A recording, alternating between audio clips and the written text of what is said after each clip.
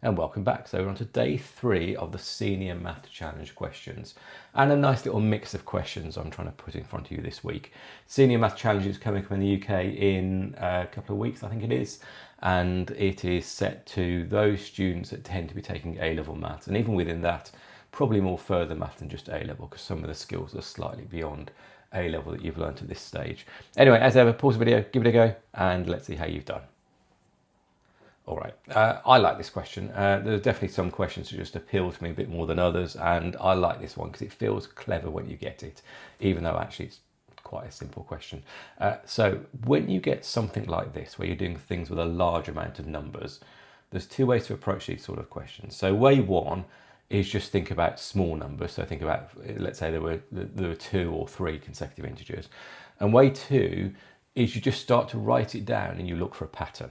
And this one is way 2. So I'm going to write down what these numbers are, remembering I don't know where the numbers start, but I do know if my first number is n, my next number is n plus 1, n plus 2, etc., up to n plus 2018, because I have 2019 numbers. And I know if I add all these numbers up, I get 2019. Remember, this is a non-calculator paper, so it's going to have to fall out slightly easier than this equation looks right now. I must have, as I have 2019 terms in my series, I must have 2019 ends. And then I've got a sequence of 1 plus 2 plus 3 plus 4, etc. up to 2018, and it still equals 2019. Now, you may not be aware of this trick, and it's a separate video to explain why, and there's definitely a few videos out there. But if I add together a series of consecutive numbers, the sum is n times n plus 1 divided by 2. And again, there's a few ways of proving that. The most common way, you write it backwards, add them up and divide by 2.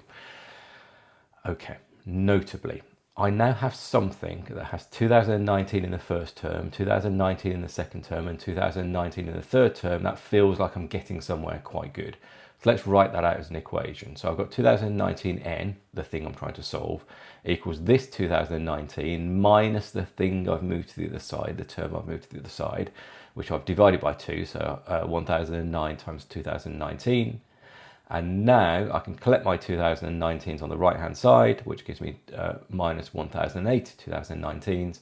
So just by sheer comparison, that tells me that n is minus 1008, which is my first number. So let's now go into the product. So the product is minus 1008 times 1007 times etc, etc, up to 2019 plus minus 1008. But of course there's something in the middle, isn't there? There's 0 in the middle. So therefore anything multiplied by 0 is equal to 0, and my answer to this one is a nice round E. Now of course with hindsight, that was always really obvious, wasn't it? Because it must be the case that some of these numbers are negative. It must be the case that if these numbers are consecutive, I would therefore get a 0 in the middle, and it must be the case if I multiply by 0, I get 0 on the outside. So actually, this is one of those you probably should have noticed straight away, albeit I will fully agree with you that I didn't straight off. Well done if you got that. As ever, leave a comment down below and do like, subscribe, and I'll see you for tomorrow's question. It's angles tomorrow.